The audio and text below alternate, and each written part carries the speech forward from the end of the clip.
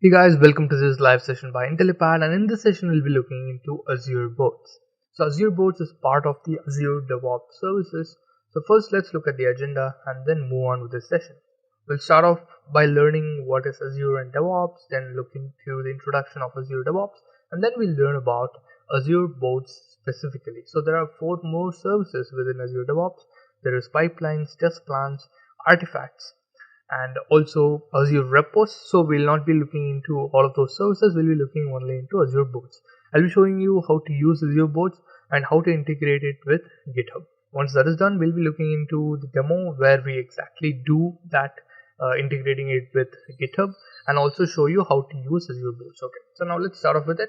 The first, what is Azure? So Microsoft Azure, most of you would know this already, because without knowing that, you wouldn't have come to this particular session of Azure Boards. So Azure is a cloud service provider whose services can be used on a business to solve the challenges and provide architectural solutions.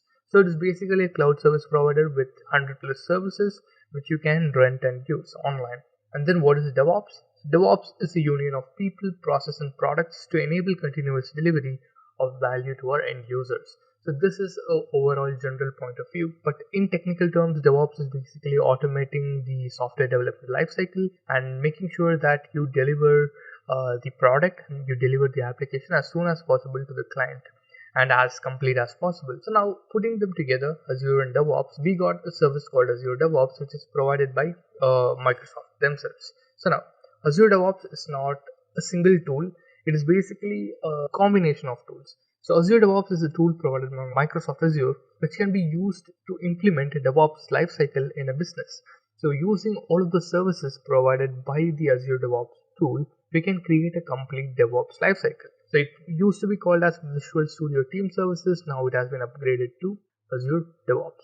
So now you can check out Azure DevOps or open Azure DevOps by typing in Azure DevOps in the Azure portal, or you can directly type in dev.azure.com to get to the Azure DevOps console. So this is a sample Azure DevOps project summary. I'm not going to get into this because I just wanted to give you a brief about this and then start off with Azure Boards. If you want to know more about Azure DevOps and the Azure services, go check out our channel Intellipaat, and you can find the Azure DevOps tutorial, which is 1.5 hours long, and you can learn all of these services together. So now, benefits of DevOps on Azure. The first, easy automation. That is, you can easily automate the complete software development lifecycle. You can easily create a trigger whenever you upload code to GitHub. It will automatically be pulled by the build tool, and the building process will be done. Same goes to release. So all of this would be done within minutes, and you don't even have to do anything manually. So everything you can feed it as an automated command. Then orchestration, you can have this one single tool to orchestrate your entire software development lifecycle. You have a monitoring dashboard, you have a overview dashboard in which you can check out all the things which are happening. There are hundreds of widgets which you can include in that dashboard and monitor your bills.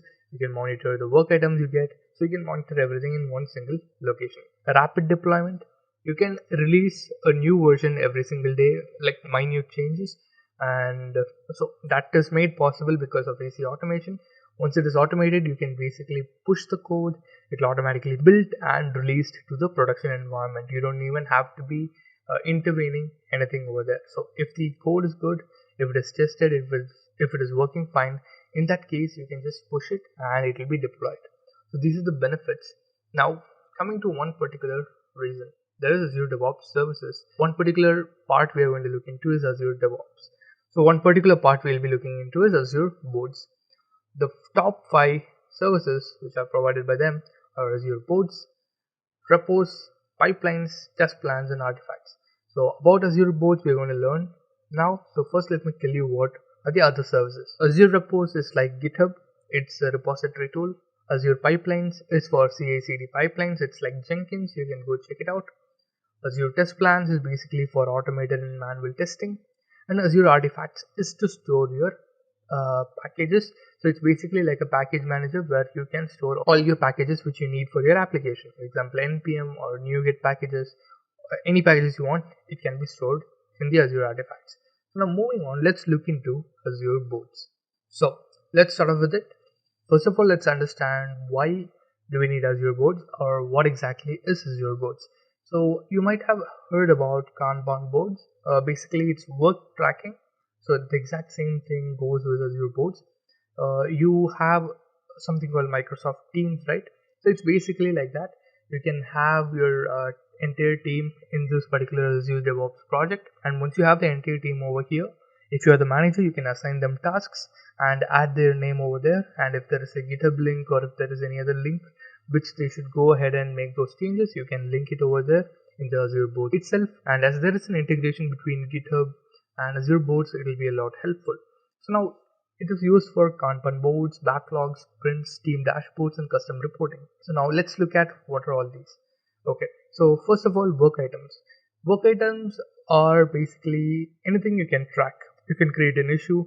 If it is a developer, you can create a bug, you can create a task, you can create various types of work items, and you can assign it to a certain person. And then coming to boards, so the board is the one in which you're going to assign these work items in. So you can basically implement the Kanban practices. You can create a workflow for the team. You can create a workflow in which they'll have to follow and work accordingly. You can provide these tasks certain priority in which they'll have to work on it. Coming to backlogs, plan and prioritize the work for a team within one or multiple products. That is, you can use backlogs to monitor and also basically prioritize work across multiple projects within one single Azure board. And then sprints, you can plan a work for a team which has to be completed in a specific period of time. If a company is going through sprints, in that case, let's say 10 days is one sprint, and you can basically create multiple tasks and push it into one single sprint, and that particular user will only see that when they come to the second sprint, and they can see what are the tasks available for me in this particular sprint, and they start working on it. And queries, so over here we read something called custom reporting, right? So that is the part where queries come in. You can write queries, you can use filters to particularly query certain aspects from the boards, certain work items from the boards. For example, let's say there are around 200 bugs right now, and around 180 of them are resolved. So the issue is solved. So 80 of them, within 80 of them, there is like 30 being done, and 50 is there. Nobody has started working on it yet. So right now, if the manager wanted to check the bugs which have not been started yet, we can basically filter out that particular aspect using the querying custom reporting part of this particular Azure board. So what you can do is you can query that, and you can send that particular content or that particular table as a mail to your entire team. That is, these bugs have not been cleared yet. You have to make sure you clear those or whatever. It's just your concern. So these are just the concepts in Azure boards that you can implement all of this in a single service. So obviously, if you're a company who is trying to use work tracking tools, I think you can go with Azure boards for particular projects. Or if you want to make Azure boards useful, if you want to use Azure boards for an entirety of your projects, even then you can go with it. There is no issues with it. If not, for a particular project, you can create a team and you can start using Azure boards for it. So now, I think there's not much to discuss theoretically. So let's open the console. Let's open the DevOps console and let's start practicing it. Let me give you more info about it. So over here, I'm already inside the DevOps console. Again, if you want to know how to create a DevOps organization, just go ahead to our YouTube channel and check out Azure DevOps tutorial, Intellipaat, and you can find it and you can start off with the basics. So I wanted to cover only the Azure boards part. If not, it will take a long time. Okay. So right now, I already have an Azure organization.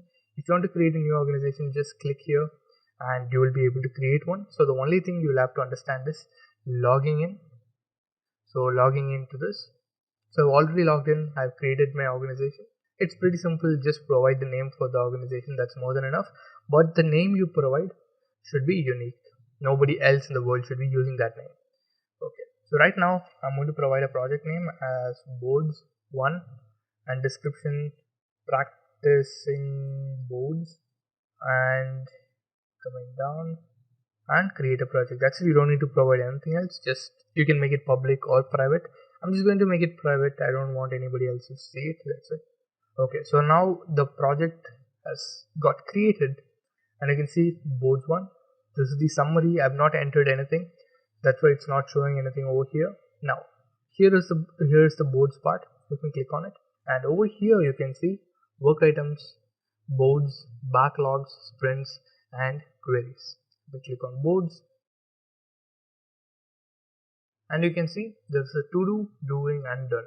So over here you can create a new item, and you can basically leave it in to do, and whenever the user who sees they have a work item, they'll check it out and move it to doing, and they'll be working on it. And while working on it, you can see from the boards that your team members are working on these tasks at these particular times, and then whenever it is done, it will be moved over here. So then you can just click on the work item, and they would have linked their work, and you can just click on it and check whether they have completed their work or not. Okay, so now to make this work properly, we need to connect this particular project to our GitHub account. So let me create a GitHub connection to connect your GitHub account. So my GitHub account is already logged in, so I think it will automatically connect to my GitHub account. Okay, so it is connected. I'm going to use this particular repository. Yeah, so I've just connected one particular repository to my account. Let me go over here. So guys, the first thing I wanted to show you was how to integrate your Azure DevOps with your GitHub account. It's pretty simple. Go to project settings, go to GitHub connections, and just click on connect. It'll ask for your username, password. Provide it, it will be connected. You will be shown all the repositories. If you want to choose one particular repository, you can choose from there, or you can choose multiple repositories as well. So now what I wanted to show, the second part of how to integrate is, once you've done this, go to GitHub, go to Marketplace, and type in Azure Boards. For example, inside Marketplace, you get this search bar. Over here, type in Azure Boards, hit enter, you get this. So I've already installed it, that's why you can see that's why I can't see this. But if you have not installed it, then in this case, go over here and click on install it for free. So there is a free version. You don't need to pay anything over here. Okay. So once this is done, so right now our GitHub account and the Azure DevOps project is set up. So let's go to boards and let's create a new item. So let me see readme.md. So I'm just hitting it over here. So right now, let me click on this. It is unassigned because I'm the only user here. So you can see if I click on it, it's unassigned and I'm the only user here. So as there are no users, I'm going to assign it to myself. Once I've assigned it to myself, the next step is we can basically give to do, doing, or done. So let's say this particular task, update readme, I'm checking this. Okay, so the manager has assigned me a task, and I'm going to move it over here. So it's in doing state. So right now I wanted to update the readme, going to readme and editing it, just providing updated this file, coming down, and I'm not going to directly commit this to the master branch. I'm going to create a pull request so that once the pull request is approved, only then the change is committed to the master branch. So I'm just going to propose the changes. Okay, so now it is able to merge because there is no merge conflict over here. It is able to merge, and you can see create pull request. So over here, this is the important part. Now to connect the Azure boards with the GitHub tool, you'll have to use the word fixes or fix. So you'll have to use these two. I'm going to go with fixes, and then you have to use these two words. That's fixes AB. AB in the sense Azure boards. So once you use AB, you can see the number is 2. 2 is the number of this particular issue. So you'll have to provide hashtag 2. So this particular pull request is going to resolve this particular issue. Okay. So once that is done, create a pull request. Okay, so the pull request has been created, checking for, so there is no conflicts. Once that is done, the merge pull request is available. If I go to boards right now, you can see there is a GitHub link showing here. It is a Git pull request link. If I click on this, it will show where exactly is the pull request asked for. And if I click on that, it will take me to the exact same page as this. So now, once this is happening, you can see, okay, so this particular person has wanted a pull request. So let's say you have the rights to provide, or you have the rights to merge pull request. So you're getting in and you wanted to merge this particular pull request. So notice it's in doing right now. So I'm going to merge this because I don't see anything wrong with this. I see the updated part perfect. So I'm going to click on merge pull request and confirm merge. So if I go over here, once the merge is confirmed, it will automatically move from doing to done, because the work is done, the changes has been done. Once the changes has been done, the pull request has been requested, and once the pull request was accepted and it was merged to the master branch, that particular task or that particular issue is done. Now going to backlogs, so here again you can create multiple sprints. So right now there is only one sprint. We can create another sprint with a start date and an end date, and within those particular dates you can push in multiple work items. And so this is the team backlog board. So again, this is for planning, prioritizing work. Let's say there are 100 bugs and you want to clear at least 20 of them which are high priority within the first sprint, so you will be pushing them into the first sprint.